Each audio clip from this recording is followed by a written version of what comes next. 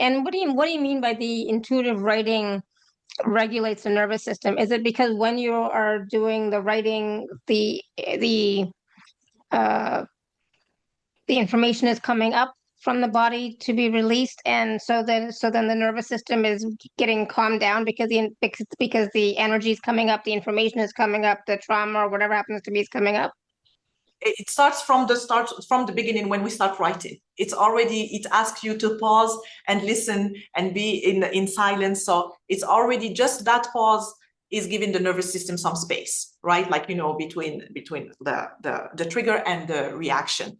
So it is a bridge, right? Like, from the energetic to the physical. So whatever emotion is there, you're just giving it an outing. So it can come out. When it comes out by the ink, you can energetically, and by setting the intention, that you're actually pouring down some of those entanglement that is in the body, that you're trying to loosen, and through the actual act of writing. So even when you sit down to write, and then you're writing about something that triggers you or that hurt you before, and you notice that nothing has happened, right? Like, you're writing it down, you exteriorizing it from your body, and you're writing it, and the body register that is safe. So it starts learning that even thinking about this experience is still safe, right? Like, and little by little, by the act of writing and getting those messages and writing about those emotions and putting them on paper, the body updates the expectation. So the triggers are less strong or less hurtful, and little by little, you can start, the body starts to soften, right? Instead of just go on reactive mode, on freeze or flight. So when we're doing the intuitive writing, we're not reliving the experience again. That's where sometimes you have to handle it slowly, but just when somebody feels that it's too much, then they stop listening to the body again.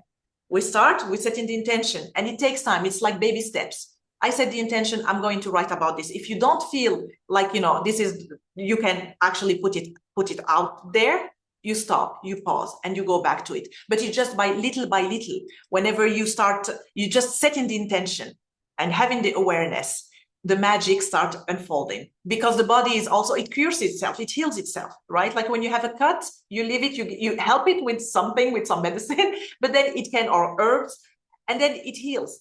So the same for the emotions, right? Like, but you just have to give it this space. And in today's world, we're all about getting, like you were saying before, you didn't have time to stop. That was a story you were telling yourself. You could have stopped for 5 minutes, and those are the overachievers, overdoers.